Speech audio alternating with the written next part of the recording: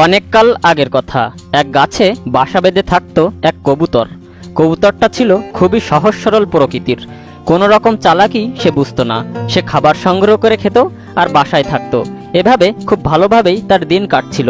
কয়েকদিন পর কবুতরটি দুটো ডিম পাড়ল। গাছ থেকে একটু দূরেই ছিল ঝোপঝাড় আর লতাপাতায় ঘেরা, আর সেখানে থাকতো এক দুষ্টু শিয়াল। সে কবুতরের ডিম পাড়ার খবর পেল। তখন সে বলল, অনেকদিন হলো কোনো পাখির মাংস খায় না। কবুতর তো দুটো ডিম পেড়েছে, ডিম ফুটে বাচ্চা বের হলেই ওগুলোকে চালাকি করে খাবো।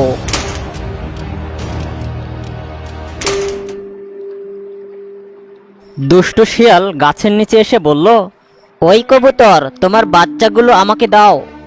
তোমার মাথা ঠিক আছে তো? আমার বাচ্চা কেন দেব তোমায়? আমি সেটা পারবো না।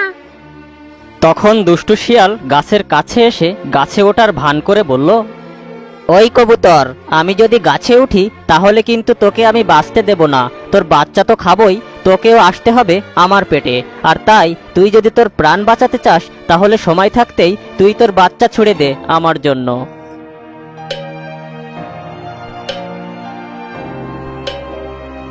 আমি কিন্তু বাপু এক কথা দুবার বলতে পারবো না। সরল সোজা কবুতরটি নিজের জানের ভয়ে অবশেষে কাঁদতে কাঁদতে বাচ্চা দুটিকে নিচে ফেলে দিল। নিচে পড়া মাত্রই দুষ্টু শিয়াল বাচ্চা দুটোকে খেয়ে ফেলল। বাহ বাহ বাহ, অনেকদিন পর পাখির মাংস খেয়ে আমার খুব তৃপ্তি হলো। তোকে অনেক ধন্যবাদ কবুতর। এই বলে শিয়াল সেখান থেকে চলে গেল। কবুতরটির আবার ডিম ফুটে দুটো বাচ্চা হলো। ডিম ফুটে ছানাতে হলো, কিন্তু এদেরকে কি আমি বাঁচাতে পারবো, নাকি কোনো দুষ্টু প্রাণী এসে এদেরকেও খেয়ে ফেলবে? ওই দুষ্টু শিয়াল যদি আবারও আসে তাহলে বাধ্য হয়ে তো এদের শিয়ালের মুখের খাবার হতেই হবে। চিন্তায় চিন্তায় কবুতরের ঘুম আসে না। চিন্তিত মনে বসে আছে কবুতর। ঠিক তখন সেখান দিয়ে এক বক যাচ্ছিল নদীর দিকে। নদীর পাড়ে বকের বাসা। কবুতরকে চিন্তিত হয়ে বসে থাকতে দেখে বক বলল, কি রে কবুতর মশাই, বসে বসে কি চিন্তা করছো? তোমাকে তো খুবই রোগা দেখাচ্ছে। তোমাকে বলে আর কি হবে ভাই? আরে আমাকে বলেই দেখো, যদি তোমার কোনো উপকার করতে পারি। নির্দ্বিধায় খুলে বলো, তোমার কি হয়েছে? কোনো সমস্যায় আছো নাকি? কবুতর তার চিন্তার কারণ বককে খুলে বলল। কবুতরের কথা শুনে বকও বুঝে গেল যে সে দুষ্টু শিয়ালের খপ্পরে পড়েছে। সহজ সরল বলে শিয়াল তাকে বোকা বানিয়েছে। High high high high high, তুমি অনেক বড় ভুল করেছো ভাই। তুমি মা হয়ে কেন শিয়ালের মুখে তোমার বাচ্চাদের তুলে দিয়েছো? তুমি যদি তোমার বাচ্চাদের ওর খাবার নাও বানাও তবুও ও তোমার কোনো ক্ষতিই করতে পারবে না, কারণ শিয়াল কখনোই গাছে চড়তে পারে না। তোমাকে ধোকা দিয়ে বোকা বানিয়ে সে তোমার বাচ্চা খেয়ে নিচ্ছে। সে বড়ই চালাক। শোনো, আবার যদি শিয়াল আসে আর তোমাকে ধমক দিয়ে বাচ্চা খেতে চায় তবে তাকে কঠিন জবাব দিবে। বলবে, পারলে গাছে উঠে খেয়ে যাও। সে কোনোদিনও গাছে উঠতে পারবে না, আর সে তোমার কোনো ক্ষতিই করতে পারবে না। সে এসে তোমাকে অনেক ভয় দেখাবে যে সে তোমার বাচ্চা খেয়ে ফেলবে, কিন্তু ও সেটা করতে পারবে না। তুমি আর তাকে ভয় পাবে না। আমি এখন যাচ্ছি ভাই। এই বলে বক সেখান থেকে চলে গেল। দুষ্টু শিয়াল এসে হাজির হলো সেখানে। ওই বেটা কবুতর, তোর বাচ্চা ছুঁড়ে ফেল নিচে। তাড়াতাড়ি বাচ্চা দে, আমার এখন খুব ক্ষুধা পেয়েছে, আর তাছাড়া আমার অনেক কাজও আছে। তখন কবুতর বকের শেখানো কথাগুলো তোতা পাখির মতো বলে দিল। তোমাকে আমি আমার বাচ্চা দেব না। শিয়াল ভেবেছিল এবার তাকে বেশি কিছু বলতে হবে না। কবুতরের কথা শুনে শিয়াল রেগে গিয়ে বলল, কি বললি তুই? বাচ্চা দিবি না? এত বড় কথা!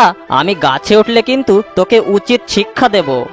আমি জানি তুমি গাছে উঠতে পারো না, পারলে গাছে ওঠো আর আমাদেরকে খেয়ে নাও। দুষ্টু শিয়াল দেখলো অবস্থা বেগতিক। তখন শিয়াল মনে মনে বলল, কবুতর তো এত চালাক ছিল না, নিশ্চয়ই এই বলদকে কেউ এটা শিখিয়ে দিয়েছে। তখন চালাক শিয়াল নরম গলায় বলল, কবুতর, তোমাকে এসব কথা কে শিখিয়ে দিয়েছে?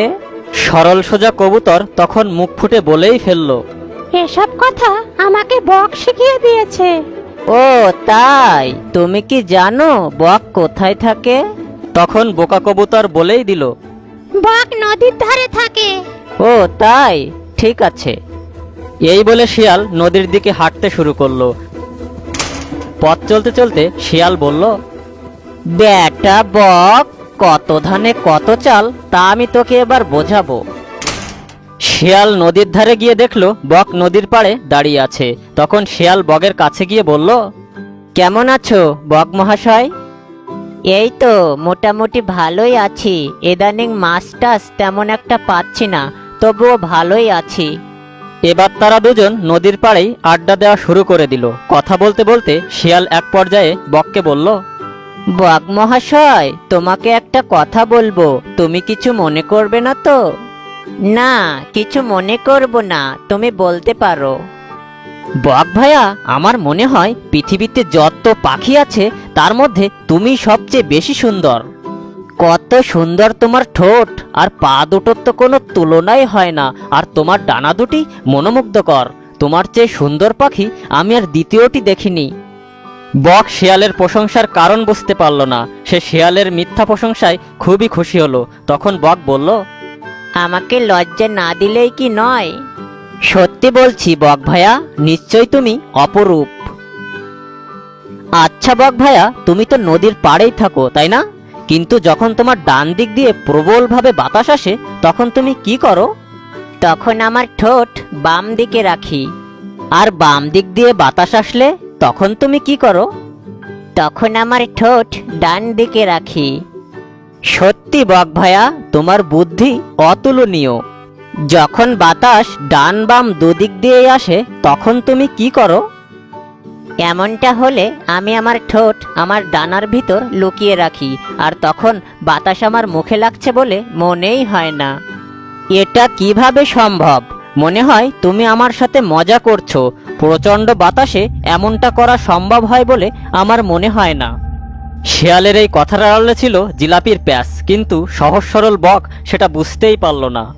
হ্যাঁ, এটা অবশ্যই সম্ভব। কি আজব ব্যাপার! ও, যদি এটা সত্যিই সম্ভব হয় তাহলে তুমি আমাকে এটা করে দেখাও। কে বলেছে এটা অসম্ভব? যেহেতু তুমি বিশ্বাস করছো না, তাই তুমি এটা দেখেই যাও। এই বলে বক তার ঠোঁট ডানার নিচে লুকিয়ে ফেলল। চালাক শিয়াল এই সুযোগের অপেক্ষায় ছিল, আর তখন শিয়াল বকের উপর আক্রমণ করে বসলো, আর বক মারা গেল। হে বক, তুমি কবুতরকে আমার হাত থেকে বাঁচার উপায় শিখিয়েছো, কিন্তু তুমি নিজেই জানো না নিজের জান বাঁচানোর জন্য বুদ্ধির প্রয়োজন হয়।